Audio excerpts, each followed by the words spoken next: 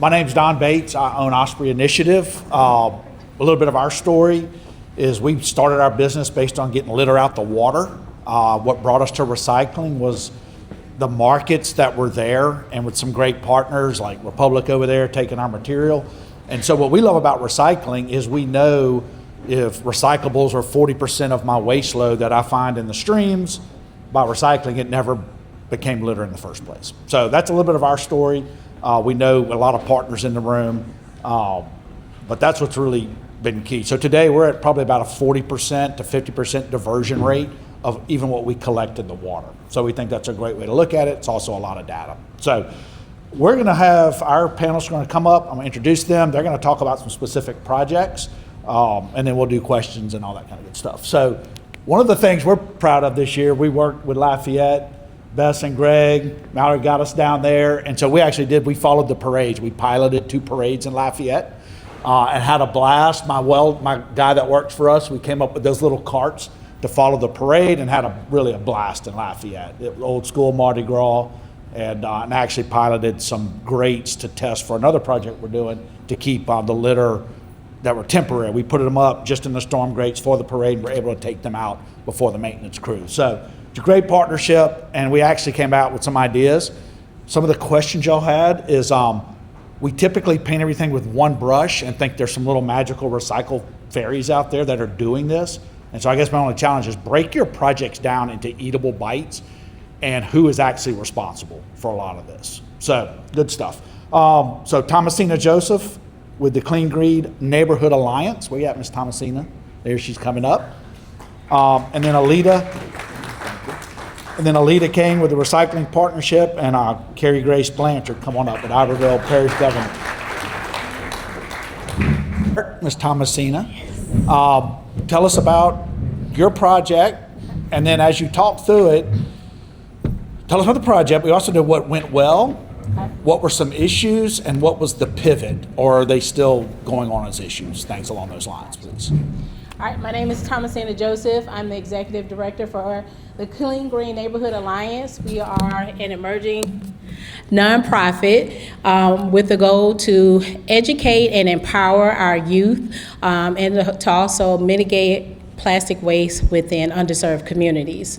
Currently, we are working with Scotlandville High School and Scotlandville Middle School, and through our partnership with Scotlandville Middle School, they were able to attain a green ribbon status, meaning that they are a school that is compliant with recycling and being on point with having all of their recycle not as contaminated as most schools. And with the high school students, we had a competition with the high school and middle school students, and the high schoolers actually came up with this poster here to help with recycling. When you talk to people about recycling, especially in Baton Rouge, the city just said call 311 and get a recycle bin and good luck.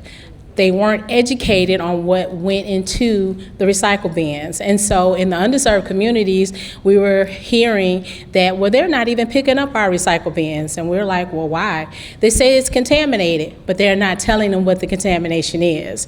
So being able to do a graphic like this, we're working with the city now to have these actually placed inside of the lids of the recycle bins so that when people either call to get a replacement one or a new one, this will be on the inside of it, and people will know what to put in the recycle bin. So at the 2 schools, we are working with an engineering and science ag teacher and a forensic science and environmental teacher at the schools. The students were given 5 bins at each school, thanks to Osprey, who is one of our partners. And Trevor was on site with us to help teach the students how to separate the plastic and determine what the contamination rates were. Well, when we initially put them out, we didn't put up any signage. We just put them out to kind of see what we would get. We got a lot of stuff that wasn't recyclable. So with that, we showed the students what that looked like, and then we went back about a week later and put out the signage of what needed to go inside of those bins. We saw a lot less contamination from just putting them out there. And then the students really got engaged with creating not only this, but other posters to put around campus to educate the staff as well as their peers. So being able to work with the students, and this is one of the posters from the middle schools, or from the middle school. So they were really engaged in learning how recycling works. At first it was, oh, we're just going to play in the trash. And it was like, no, you're not playing in the trash.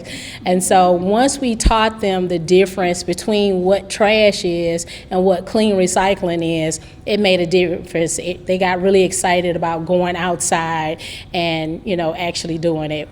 Again, the middle school kids were very creative with this, and it was really close between this and the poster that won out because it was more relatable to them. So we're still working. There have been some challenges this year with some staffing issues, but other than that, the kids are still really looking forward into doing the work. We are in talks with Baton Rouge Community College to try to get the juniors and seniors to take a certification course in data analysis because we want them to be exposed. I believe the gentleman from Lafayette says, who's going to be next? We're leaving this world to them. They need to have the ideas and the innovation to be able to move forward. And thanks, Thomasina. Neat thing, so our work was funded by Niagara, right? Was a grant from Niagara. And so when we go in, we thought we were gonna have to put out the bins, haul it, collect it. When we get there, we find out that their client, Republic, handles their recycling. And they've got bins at their schools, so that freed up that whole piece of it. Also teaching the kids, like at that school, they had 3 sources of who was putting stuff in those dumpsters. So you had just the basic bins that kids could put their recycling in. You had janitorial. You also had kitchen. Yep. And so we know that if those bins make it to the MRF with Republican Baton Rouge, it's going to be done correctly. It just needs to be good stuff. So we said, let's go look in the dumpsters. And of course, we showed them how to dive in a dumpster. Yeah. And so literally like the gallon cans of vegetables, they were bagging them. Well, Republic doesn't want that. And so literally just a little bit of training and talking with them and being specific, we were able to just help them, I hope, send a better dumpster to Republic, which is, that's the key. The 2 costs in recycling are transport and contamination, and so to have that as an option, it was like, wow, you already have this. So it freed it up. Yep. And so more to come, but it was a great project. Yep. So thank you. And so Carrie and Alita, I think y'all are going to do a shared discussions. I'll turn it over to y'all. We are, yeah, thanks so much. Right now, I'm just feeling really bad about myself and my art skills. Because I am not that talented. Wow, awesome kids. Hey y'all, Alita Kane, as I mentioned, Recycling Partnership. I'm just gonna pop up here real quick so I can make sure I see. Really happy to be here in the great state of Louisiana today. As Kelly mentioned earlier, we have done some work and analysis here to understand the data and be able to focus on what does Louisiana need. I'm going to talk a little bit more in detail about that later. Right now, do a quick intro on the Recycling Partnership. Kelly and Fran have already done a great job on introducing us, so I will breeze through this because I want my good friend Carrie to be able to speak to the project in Iberville Parish, have more time for that. This is a new way that we are describing ourselves at the partnership. So we are telling folks we are the U.S. nonprofit solving recycling's toughest challenges together. And I think that key word in there is together. So we work hand in hand with communities all over the nation to improve both recycling infrastructure and education. But we really tackle the recycling system as a whole, recognizing that recycling is both happening on the ground in our communities, and it's happening at the start when packaging is designed. So we have a team that also works with our funding partners on designing for recyclability and ensuring that when packages are created, they are thinking about what will the end of life look like. And then we're focused on the public participation space, building out that infrastructure, and ultimately making sure recycling works. Because if we are bringing recycling into the system, but it is not actually being manufactured into new goods, then we are just collecting material and it's not actually recycled. As I mentioned, we work with communities all over the nation. Here's an example of some grants that we've done, and today we'll really focus in on the one that we have going right now in Louisiana with Iberville Parish. The work that we have done has brought more than 2 million recycling carts over in the nation. We bring carts to communities that need carted recycling. We have also worked so that 1 in 5 Americans that now will be living in states with EPR policies. And going back to that idea of hope, EPR policies are extended producer responsibility policies. Just about 5 years ago, my CEO would tell you that that word couldn't be used in most rooms when you were talking to our funding partners and talking to people in the recycling industry. And today, those numbers, 1 in 5 Americans will be living in states with EPR. That is massive. That is going to change how recycling goals and targets are set in those states, and it is going to change what material looks like across the landscape. So it's extended producer responsibility laws. The EPR itself can vary slightly state by state. Ultimately, it sets up in most states a PRO, which is a professional recycling organization that will manage the corporations and companies that have packaging being sold in those states to ensure that that packaging either meets a certain recyclability target rate or it has fines associated with it. In many states too, it also ensures that funding is brought in from those companies to fund programs at the ground level, at the community level. And Alita, can I add to It's the EPR? transformational. Yeah. We're in the business too. Yeah. 5 years ago, when people said EPR, they thought that meant a bottle bill. I used to get my Coke in a glass bottle, and that's not EPR. What EPR has so evolved, where we're seeing a softening for it. We're working with some folks in Colorado, and it's really looking at the footprint. So, for example, the biggest footprint would maybe be styrofoam. Biggest impact, no recycling capabilities, and so they're going to pay a larger fee into this kitty, and then that kitty is then what funds recycling initiatives throughout the state. So what's changed is they've not looked at it so industry specific as across the footprint. Now the devil in the details, the crap styrofoam that comes in from California in your Amazon packaging. How do they back charge where American companies, just because they're here? So that's what it's really gotten smart, and I think it's fair to where people are gonna feel like, yes, this really can do it, and it's also gonna create. Very easy to do also in our major population centers. The rural piece is what they're also trying to figure out, how do you count it? So it's light years from where it was, with a lot of openness as long as it's fair. And we're also starting to realize that the cost of landfills are going up. So there's a lot of inputs now happening that are kind of exciting to see where it's going. Yeah, it is, and it's an exciting time. As you mentioned, in these states, I think we can look at them and say, oh, well, they do it different. They have policies in place. They have this in place. But it's not true across the landscape. You know, there are urban areas where you have density and the ability to set up infrastructure in ways that make it optimize are doing really well, but their rural landscapes have a lot of the same challenges that we see across rural landscapes throughout the nation. And that brings us, to Iberville, where we're working on a grant for drop-off recycling. So we do recognize that while we love curbside recycling programs, not every community has curbside, and drop-off programs need to work well also. So Iberville has about, I think we got these switched around again, but it has a population of about 30,000 and about 13,000 households. Currently, they have 3 recycling drop-off sites, and right now we have a grant with them for $150,000. That includes both infrastructure and education. The education piece of this grant is for $3 a household, which is a pretty good amount. I think that's almost where we at the Recycling Partnership are looking to say we need to have at least $3 a household to be able to do something good. So the goal of the grant is really to increase tonnage, increase participation that's coming into the drop-off centers while we keep down contamination. Some of the tactics that we're using include a business reply mailer. I'll show you a little more of what that looks like, and these in-home recycling bins.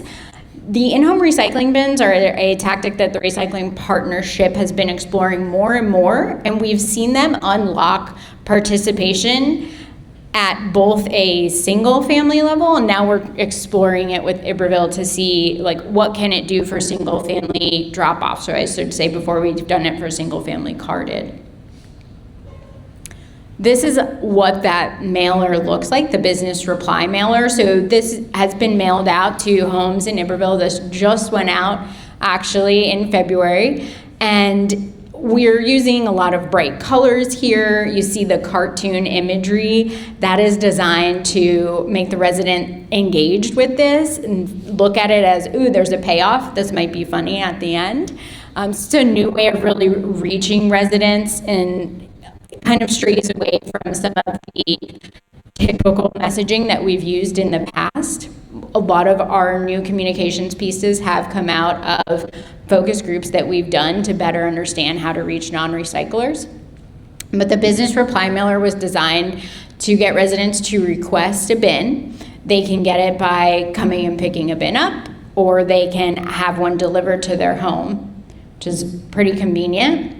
And then we've also worked with the community to improve site signage at all the locations. So as we're about to start driving more traffic to these locations, we want to make sure that all the right signage is there for folks and that they're getting the education both at their homes and then seeing that education when they arrive as well on site.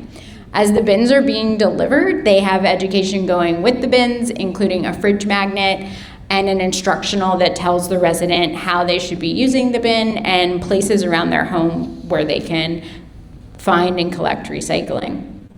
So I'm going to hand it over to Carrie, who's really managing the work and making it happen, along with Brandon, who's here in the room from mid-level there. Thank you so much, Alita. I'm going to step down here because my middle name is Grace, but if you see me lean over that, that's all the grace I got right there. So good morning, everybody. I do marketing and communications for Iberville Parish government. And yeah, like Alita mentioned, I'm just the boots on the ground doing the marketing and communications for our residents. So this is really going to be a communication soapbox of all the different ways that we reach our residents, because of course, no two people communicate the same way. So actually this right here is a video. If you could click on that, it shows our landing page. So we knew we couldn't only rely on the mailer and the on-site signage. It was a strong start, but we needed to reach everyone in a different way. So we had to make sure we were doing our part, and we built a dedicated landing page that really mirrored the messaging of our direct mailer. So same clarity, same 3 simple steps, same request form, but from there we built off the landing page to do social media and other media outreach. So just knowing that the repetition would turn into awareness and action.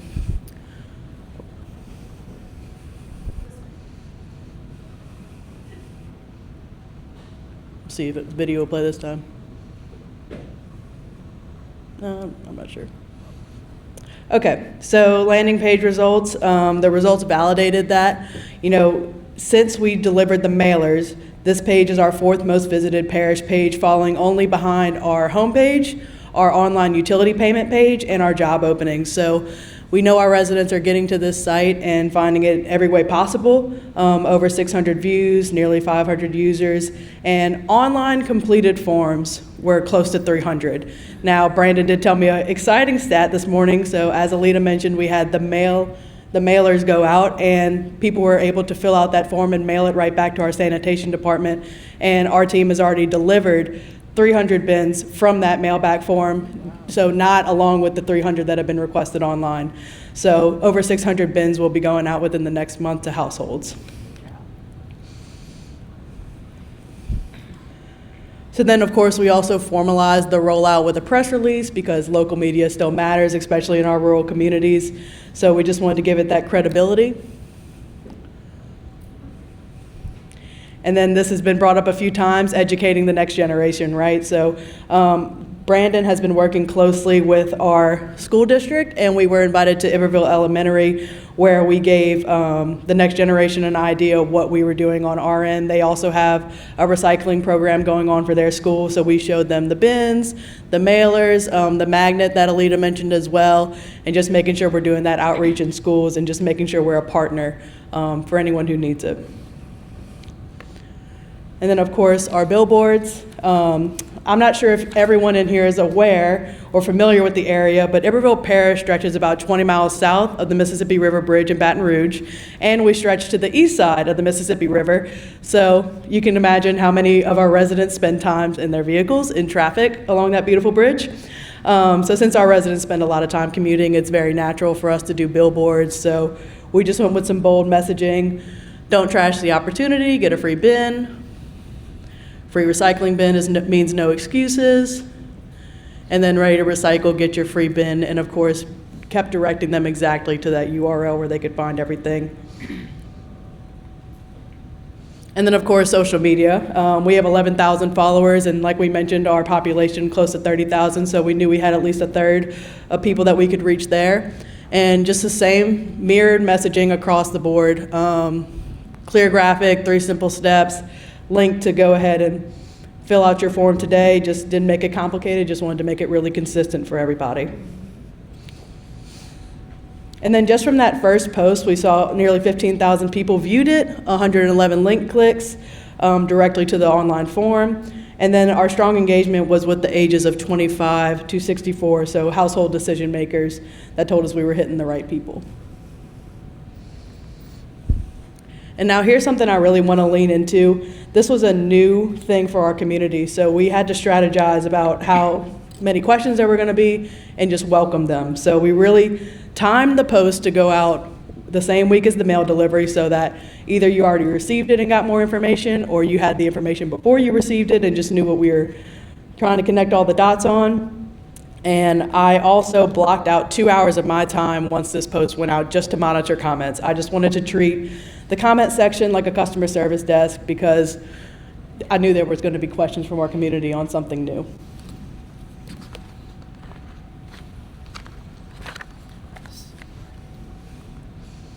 So, caution, if you've ever worked in public government, you know this is where the passion lives for our residents. So, just wanted to give everybody a fair warning, deep breath, we are entering the comment section. And so, with every question, it became an opportunity to redirect everyone to accurate information. So every misunderstanding gave us a moment to clarify, and the fast response just prevented any misinformation spreading. I'm not sure how many of you do it, but I know whenever I have a question, I jump to the comments, see if someone else got a reply, then it saves me the work, right? Yep. So Lydia commented asking for the drop-off site, so easy. I was able to direct her to the link and made sure she could see any drop-off site, because of course, I'm not sure where she's located or which one's more achievable for her. So then correcting any misunderstanding, and we really wanted to clarify what the program is. Like Alita mentioned, we all want curbside recycling pickup in our parish. My husband's the #1 person to ask me about it. And I say, well, we got to participate in our drop-off sites and our recycling bins, and then we can justify it in the future. So we wanted to clarify that. Jennifer asked about St. Gabriel residents, and I noticed she said, is pickup still Friday? And I'm like, that's when your trash is picked up. Now you do still need to come drop this off. So I said, just to clarify, this is about requesting a bin, and then gave her drop-off location, address, and times of operation, just to really go out there and make sure she had everything she needed and manage the expectation.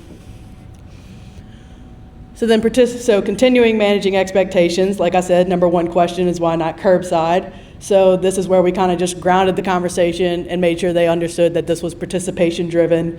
We build the proof, we build the data, we measure, we build demand, and then we can hopefully expand to a curbside recycling program. And what I loved about this was Larry had people agreeing with his comment asking, but I had double agreeing with my response. So I'll always take that. And then we also wanted to acknowledge the past concern. This was actually on my personal post. I had someone in our community reach out and just say, we had these, but no one used them. I hope that changed. And we were like, absolutely, that has been the expectation, and we're being intentional about asking residents to really raise your hand, say, I want a bin, I want to do this, and then we hope that the strong participation from the people that are going to be intentional about it drives some real results. So again, just my soapbox that communication is not one size fits all. We engage residents in every different area with mailers, layered communications. Social media doesn't reach everybody, billboards don't reach everybody. And the campaign wasn't just about distributing bins. We wanted to have measurable results and be very transparent about the participation with the system. We also just didn't want residents to come to us.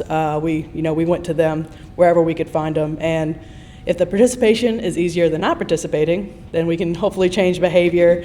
And when the behavior will change, hopefully the program lasts. And then last, I just wanted to put my contact information because if anyone needs me to sing the praises of Alita and her team, I'm always happy to do that.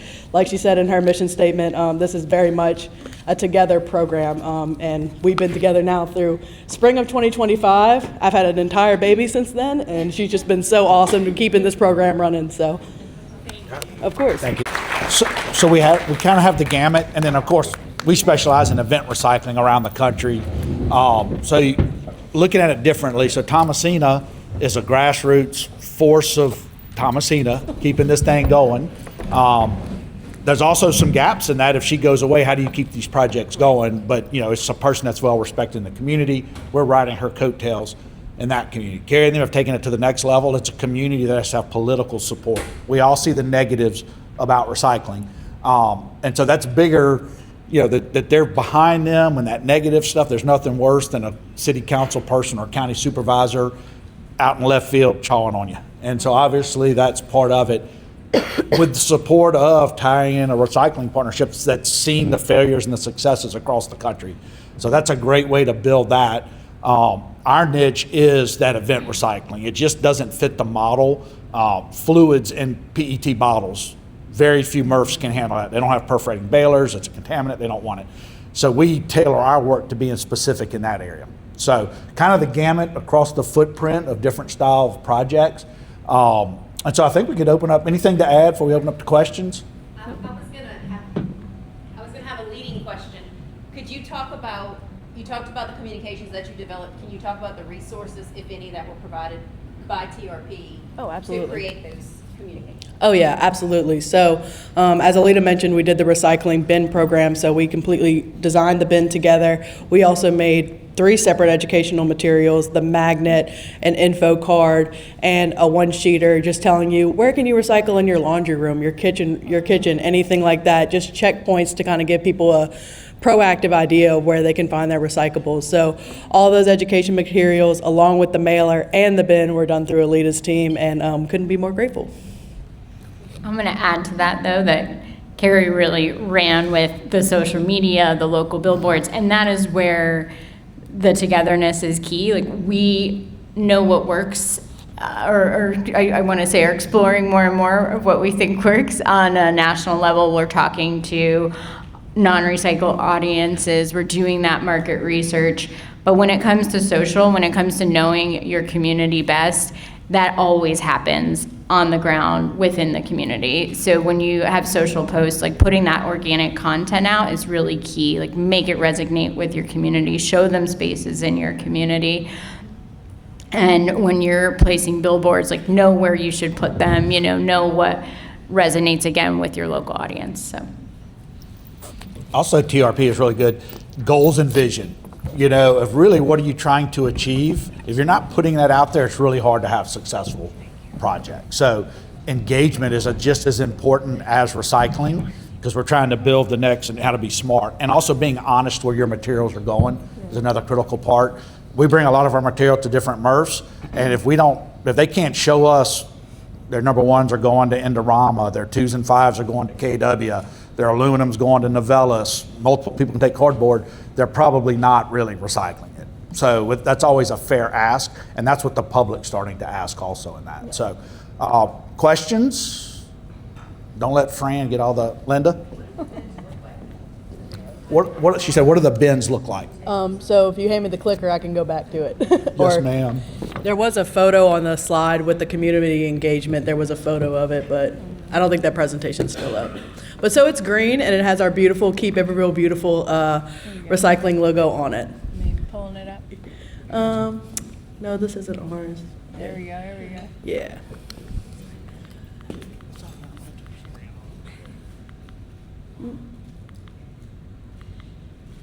Drum roll. I know, thank you. No, it wasn't that one. There we go. Oh, there we go. So that's the green bin, so it has that Keep It Real Beautiful logo on both sides as well. But yep, there's our beautiful bin. I'm excited to have one in my house. Hey, I have a question for Alita. I'm very curious in terms of the work that TRP does with Evansville Parish as well as other communities. How much do you guys work upfront in terms of like creating the contractual incentives between the city or municipality and the waste haulers so that there's actually like a net benefit to the municipality as recycling increases? Yeah, so anytime that we are working with a community on a grant, we really are looking at the position of that community regionally and understanding like what is the MRF shed that they're in. You know, if we unlock increasing tonnage here, like what will the domino effect be for the overall region? You know, if we can get more tonnage in the region, can we unlock more MRFs capability, you know, to come in and build that out. So from that holistic standpoint, we're looking at all of those elements. When it comes down to the community's relationship with their own haulers, we certainly want to make sure that the communication is happening. We always get on the front end to ensure that they know it's going to take place. In this case, you know, Brandon making sure that he had communication happening with Republic, who is doing all the processing, knowing that these changes were coming. But we also let the community lead that relationship because ultimately they're the one contracted with them. So we're there to advise, provide technical assistance, and you know, we will intervene as needed, but we let the community to some extent lead that relationship. My question is for Thomasina. So you're in 2 schools. What is your plans to like expand into more, or looking for partners, the collaboration, what, you know, to make it keep going into East Baton Rouge, I guess? We are definitely looking for more partners. We have 5 schools that are interested in joining us with this program, and it's called the Clean Green Campus. So we are definitely looking to expand it across EBR and even in other parishes if we get partnerships. One of the, we're a for-profit business. It's just what we do, but we give back 5% of our gross revenue. And so to support Thomasina, every time we show up, we're not charging you. You know, it's part of who we are. So we're looking at how to grow her program. We're looking at some of the politics in that area to build some interest around some funding. And then part of our job is to make sure these things don't die because of short-term funding gaps. So we'll help figure that out because we believe in that piece of it. So while we're a for-profit business, that's not what motivates. Our footprint and engagement motivates us. So we're just a big fan of what Thomasina's doing, and we've had some education programs, litter in the water, and recycling. And so like Mobile, Alabama, we teach every 6th grader, it's 130-something classes, that once we built some interest in it, the city funds that. So that's how you start building, but it takes a champion that built the vision, and then we have to use our resources to help support that. And I just want to kind of double back to the first panel. Someone asked if CACRC was into the education space. I'm slowly trying to pull them into that. The high school actually has an IT pathway program there. And so we're looking to try to get some students to work with CACRC to actually break down the computers, look at what the recycling looks like, and even rebuild them. So we are working with them to try to get that done, hopefully this fall with their IT program. Hi, Barbara Arsemet with Jefferson Parish. I love what you had to say as your answer as to why not curbside, because in Jefferson Parish, we recently lost our curbside, and we get that question all the time. So I'm going to steal your answer to start telling people, because that's a fabulous answer. I can copy and paste and send it to you. Would grant opportunities be there for a parish as large as Jefferson? Because although some people still have their recycling bins from when they were participating in curbside, most people do not. So would there be grant opportunities for a parish as large as Jefferson to get in on these recycle bins for the people who do want to bring their recycling to the drop-off sites? I thought you were gonna ask for curbside carts. I was like, we'll be there. Yeah, for the bins, I think that's a conversation we could definitely have with our team who does the granting development. And if we were looking at doing a grant with Jefferson Parish, doing some funding for including bins in that. I can't, no, there's no guarantees on that, but it's something that we're looking at more. So Iberville is going to be one of the first times that we are going to have really good data on how successful these bins are. We are going to be not only tracking when we deliver a bin to that household, but then we're going to be understanding what the traffic looks like coming into the drop-off locations so that we can track and see, did folks who get a bin come into those locations more often? And overall, what did drop-off location traffic look like pre and post education and bin delivery?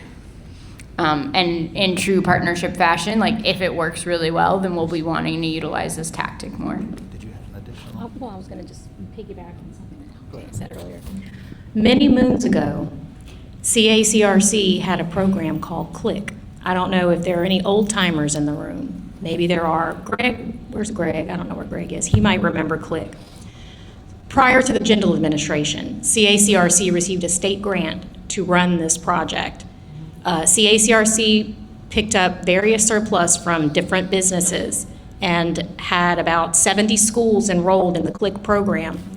Would deliver however much equipment the classroom needed.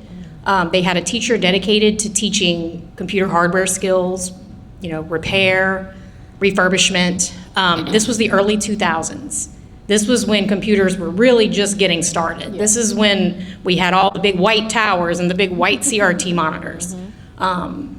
These areas of the state were full of classes, full of kids who may not have had a college destination, but they were getting marketable skills they could use.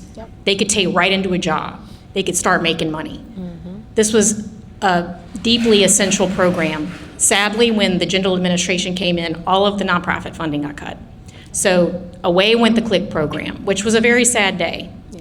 However, CACRC is sustainable, and that's going to be the solution, I think, going into the education piece of it. It will bridge that gap. So I'm excited to see what happens in the future. Michael's doing great work. Yeah, he is. Yep. Chad, you're an old timer. You can remember that, huh? Yes, I am an old timer. Maybe the oldest in the room right now. You remember? No, I don't.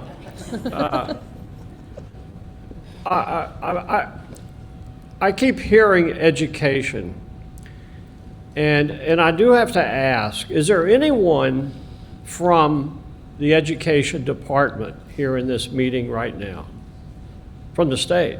I'm supposed to be. People are looking around, and I'm curious about that. And so I really want to almost insist. Now, who am I to insist? My name is Chad Sherman. I'm with Keep the West Bank Beautiful, president. And I ask those kinds of questions to anyone that I want to, because I have to say that children must teach their parents well. And we have to start with the children on just about anything that we do. And I would really like to know why that the superintendent of education isn't invited to these, and we insist that they come, because they're the ones who insist that programs for education are included in the classrooms. And unless we do that, it's never going to work. They can work on their little posters, they can do this little project and that little project, but until it's included in the actual classroom in meaningful ways, it's really not going to get sent home. What we really have to stop when you get down to it, is for people to stop eating at Walmart in the parking lots, okay? And throwing these styrofoam cups and all this stuff into the parking lots. We really have to stop this cultural issue that's going on. We talked earlier about Mardi Gras. Basically what we're doing is we're just throwing trash in the streets. We're never going to stop that, but you know, we have to start in the school system. Where are our teachers right now in this meeting? Where's the superintendent of education or the assistant? There are probably so many levels of assistant superintendents. Where are they? That's it. I don't know where they are, but it is legislated that K through 5 students, it's state law that they're supposed to learn recycling in school from K through 5. It needs to be expanded through K through 12. But to your point, someone from education does need to be here because it starts with the kids. If we don't teach them what and how to do, and it's not a part of their curriculum at school, then it is for naught. But we have to still be consistent in giving them the message so that they can, like you said, teach their parents correctly. And we could, but I'm gonna steal Fran's, we're about time for lunch. I'm gonna steal Fran's questions. You know, tell us the good that you're seeing out there, and I've got a kind of a wrap-up comment at the end, but just what makes you happy? Ice cream. Speaking of which.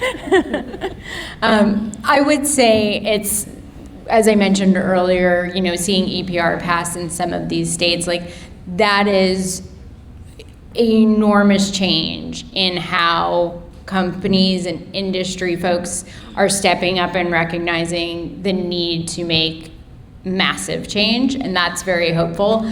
And then when I look at states, so I'm from St. Pete, Florida, by the way. So when I look at states in our southwest region or southeast region here and see that Louisiana, Florida, Texas have a tremendous opportunity to make change, that makes me really hopeful because I know how much movement can really take place in these states.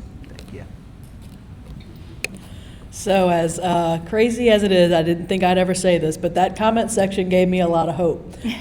There wasn't any, oh, we don't need to waste tax dollars on this. Oh, we don't need to, this doesn't work. We don't need to do that. It was more drop-off sites, more options, more education. They were all looking for the questions, and thankfully we had a lot of the answers because we did so much work on the front end. So that's what gives me hope. Our youth, seeing them excited when you expose them to something new, having them to create ideas and share their ideas and see how something works. If they start something and it's not a good plan or it doesn't work, they keep going until something does work. So inspiring them to do their best and to give their ideas with us, our youth, gives me hope. And just to add, you know, we've been in business for almost 10 years now, and everybody talks about the plastic that was going to China. It's probably been, what, Steve, 20 years since we've actually sent a load of plastic to China. That's old news. So quit all the negative in the vacuum, find the positive. Yeah. We're solving so much more of this now. Mm-hmm. It's a complete circle. And just to see the softening from industry, because they're feeling it's fair, which is what's allowed EPR to happen, to be honest with you. Mm-hmm. And people being cognizant of their footprint, making their decisions, doing it at the individual level, it's really kind of fun times, you know? So it's frustrating sometimes because this road isn't already built for us. Well, good, let's go make our own road, you know? And what are you gonna do about it? I mean, that's the comment. You know, to me, it's like find your footprint, do your part, support your community, but we have to keep building right-sized solutions for what we're doing, you know? And so it's just been I mean, we started a business that didn't exist, and we've worked in 30 states and 4 countries. So there's obviously a need out there and people want it, be honest about it, and then engage with what you're gonna do about it, you know, for your personal footprint. So thank y'all, let's have a good lunch. All good? Kelly, anything to add?